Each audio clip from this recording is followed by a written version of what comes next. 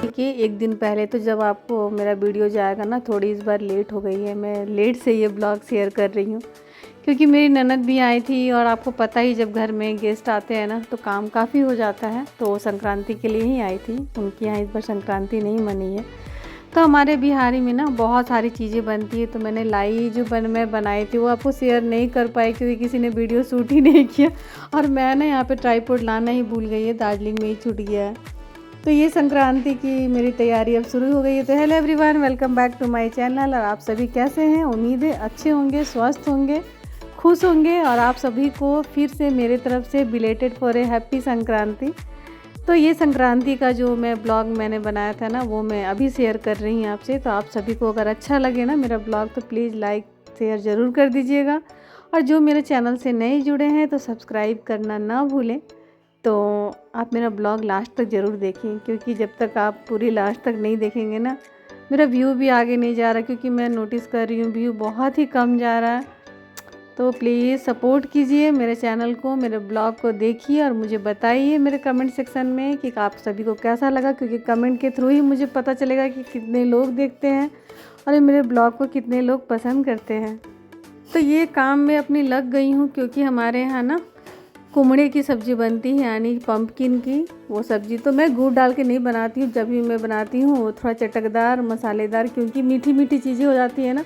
तो मैं सब्ज़ी आज के दिन का ना पूरे चटकदार ही बनाती हूँ। तो मैंने थोड़ा उसमें खट्टा भी मैं ऐड करती हूँ, तो मैं थोड़ा खट्टा डाल रही हूँ कोहड़े की सब्ज़ी में। तो बातें भी कर रही हूँ अपनी ननद से, वो पूछ भी रही है कि हाँ उनके यहाँ ना वो मीठी वाली बनती है कुमड़े की सब्ज़ी। पता नहीं गुड़ डाल के, मैंने आज तक कभी ट्राई किया नहीं है, लेकिन हाँ मैंने सुना है मेरी सासू माँ से भी, लेकिन मैं नहीं कभी बनाई हूँ। तो आप लोग के यहाँ क्या बनता है तो मेरे कमेंट सेक्शन में ज़रूर बताइएगा। और ये ना सब्ज़ी लगभग तैयार होने वाली है कोहड़े की। तो मैं दूसरे साइड में ना पहले ही मैंने गोभी को मैंने फ्राई करके रख लिया था, तो उसमें भी मैं डाल दी हूँ तेल। थोड़े से खड़े गरम मसाला मैंने ऐड की हूँ और उसमें डालूँगी तेज़पत्ता। हींग तो मैंने डाला ही है क्योंकि हींग मैं ज़रूर डालती हूँ गोभी की सब्ज़ी में भी, कुमड़ी की सब्ज़ी में भी, क्योंकि बोलते हैं ना कि इसे थोड़ी पेट में हो सकती है प्रॉब्लम हो, इसीलिए। और टेस्ट भी बहुत अच्छा आता है, तो मैं ज़रूर डालती हूँ। और ये मैं ना तेज़पत्ता डाल रही हूँ, थोड़ी सी सूखी लाल मिर्च।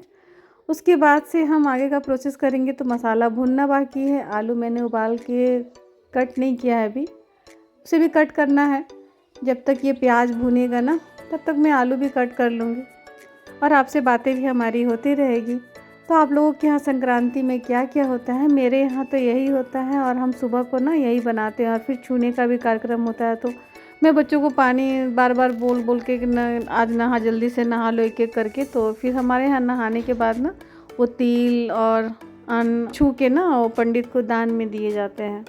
और उसके बाद ना सबसे पहले हम मुंह में तिल ही डालते हैं। आप लोगों के यहाँ क्या क्या होता है मुझे ज़रूर बताइएगा।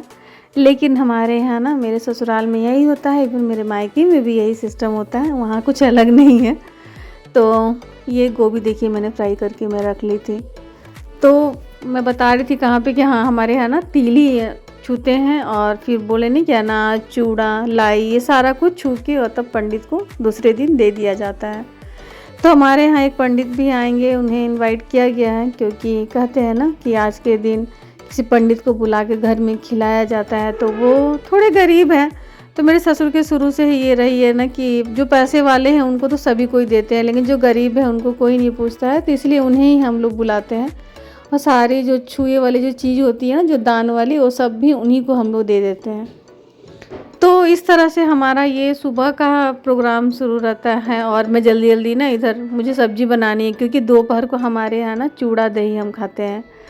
और चूड़ा दही के अलावा नहीं, रात को फिर खिचड़ी बनेगी, लेकिन हम दिन को चूड़ा दही खाते हैं। इसलिए सुबह को तिलकुट, तिल, लाई यही सब सारे बच्चे भी खाते हैं, घर के जो भी बूढ़े बुजुर्ग वो भी हैं। जो बूढ़े हैं उनको दही या दूध के साथ हम लाई तोड़ के दे देते हैं, तो उन्हें सुविधा होती है खाने में। और जब तक देख रहे हैं ना इधर मैंने मटर भी डाल दिया है। तो मटर ना पानी काफ़ी छोड़ता है, तो मटर के साथ प्याज भी अच्छे से भुनेगी, तब तक मैं इसमें टमाटर भी डाल दूँगी। तो क्या होगा ना कि टमाटर, मटर और प्याज ये सारे एक साथ भूनते रहेंगे, गलते भी रहेंगे। तो ये ना सब्जियां बनेंगी और तैयार भी हो जाएंगी। उसके बाद ही मेरा नहाना धोना होगा। इधर तो आगे का और सबका प्रोसेस चल रहा है क्योंकि मैं ही बड़ी हूँ तो मुझे सब कुछ देना पड़ता है। अगर यहाँ पे मुझे अपनी सासू माँ की बहुत याद आ रही है कि अगर वो रहती ना तो वो सारा कार्यक्रम वो करती हैं, छूने देने वाला, मैं केवल किचन ही संभालती हूँ। लेकिन अभी मुझे घर के अंदर भी देखना है, आई मीन किचन के अंदर भी देखना है और बाहर भी देखना है। तो सभी को देखते हुए, और आज का कहते हैं ना कि आज जो सब्ज़ी बनती है ना वो काफ़ी टेस्टी होती है। मुझे लगता है कि ऐसा नहीं है, वैसे थोड़ा प्रोसेस थोड़ा सा चेंज तो हो ही जाता है बनाने का। और मेन है ना कि हम बहुत मीठी मीठी चीज़ खा लेते हैं ना, तो ये तीखी और स्पाइसी बनती है इसीलिए अच्छी लगती है। लेकिन नहीं, ऐसा नहीं है, सही में वाकई में आज की ना सब्ज़ी बहुत अच्छी बनती है आज, और खिचड़ी भी बहुत अच्छी बनती है।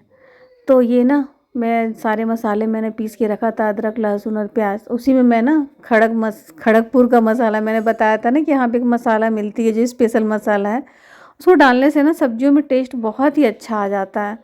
तो ये सारी मसाले में डाल के और अच्छी तरह से ना मटर के साथ भूनेंगे। इससे क्या होता है ना कि मटर भी अच्छे से सीज जाती है और जो आकी बाकी रहता है वो पूरी तरह से मसालों के साथ ही भून जाती है।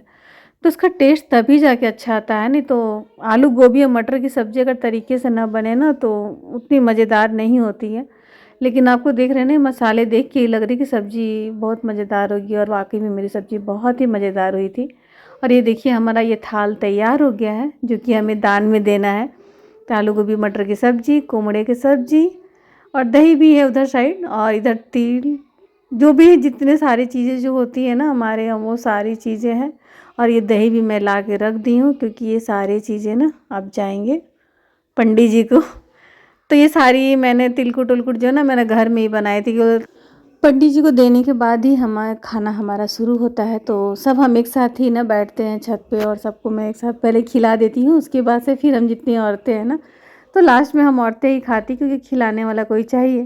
तो इसीलिए पहले अपने ससुर को और साथ में ही बच्चों को मैंने बैठाया था। और ये सब करने के बाद शाम को ना ये 4 बज रहे हैं अभी, और मैं तैयारी कर रही हूँ भजिया की।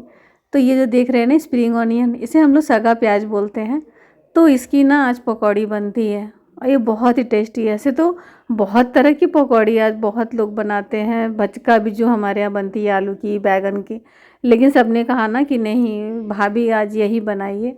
बहुत दिनों के बाद हम एक साथ इकट्ठा हुए हैं, तो फिर मैंने कहा कि अच्छा ठीक है। तो वही सब ना इतनी सारी मैं तैयारी कर रही हूँ क्योंकि बच्चे भी हैं काफ़ी, घर में लोग भी हैं, तो मैंने मिर्च थोड़ा कम ही यूज़ किया है इसमें। अदरक मैंने आप लोगों ने देखा ही क्रश करके मैं डाली थी, थोड़ी अजवाइन डाली हूँ और नमक हल्दी, और मैंने कहा ना वो खड़गपुर की मसाला, उससे टेस्ट ना काफ़ी अच्छा आ जाता है। और ये ना बिना पानी डाले ही ना इसे हम अच्छी तरह से ना मैश करेंगे। इससे क्या होता है ना कि उसे पानी खुद ही वो छोड़ते जाता है।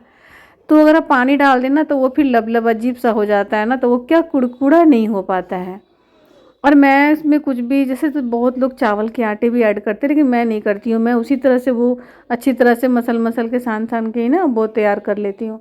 जो बाकी बचा था बेसन मैं तुरंत ही डब्बे में डाल देती हूँ। नहीं तो क्या होता है ना कि अभी मौसम बहुत यहाँ ख़राब चल रहा है, तो ना वो गुठली गुठली जैसा हो जाता है हवा लग जाने से। इसलिए मैं रिसेंटली जो काम करना होता है तुरंत ही उस समय बचा हुआ सामान को मैं रख देती हूँ, उसके बाद ही फिर आगे का कार्यक्रम करना शुरू करती हूँ। तो ये तेल मैंने सरसों की डाल दी है, और मैं एक बार ट्राई करके देखती हूँ कि तेल गर्म हुआ है कि नहीं। तो तेल हो गया है गर्म। अब जल्दी जल्दी ना हम भजिया तैयार करेंगे। तो ये प्याज की पकौड़ी ना बहुत ही टेस्टी लगती है, और अभी के मौसम में ना ये सर्दियों के समय और ख़ास कर जब संक्रांति आए ना उस समय शाम को जो पकौड़े खाएं तो मज़ा ही कुछ अलग है। तो आप लोग क्या ऐसे ही करते हैं? मुझे ज़रूर बताइएगा मेरे कमेंट सेक्शन में कि आप लोगों ने क्या क्या शाम को बनाया। हमारे यहाँ तो अभी ये भजिया चलेगी, उसके बाद से रात का फिर मैं कार्यक्रम शुरू करूँगी। तो रात को हमारे यहाँ ना मैंने बताया था कि खिचड़ी बनती है, सब्जी तो है ही, और घी में जो खिचड़ी बनती है ना बहुत ही टेस्टी होती है मटर डाल के। तो फिर ये जल्दी जल्दी करने के बाद ही मैं खिचड़ी में फिर भिड़ूँगी। पहले तो फ़िलहाल हम भजिया चलिए तल लेते हैं और सबको खिला लेते हैं गरम गरम भजिया। तो आप भी आ जाइए हमारे साथ गरम गर्मा गरम भजिया खाने के लिए।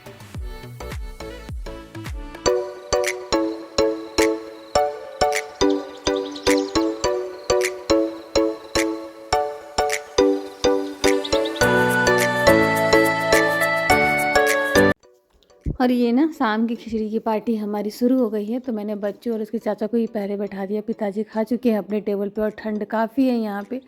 तो ठंड में ना गर्मा गर्म खिचड़ी का मज़ा ही अलग है। तो आप सभी को मेरा आज का वीडियो कैसा लगा? अगर अच्छा लगा हो ना तो प्लीज़ यार लाइक शेयर ज़रूर करना। तो मैं फिर मिलती हूँ नेक्स्ट वीडियो में, तब तक के लिए tata bye bye, see you.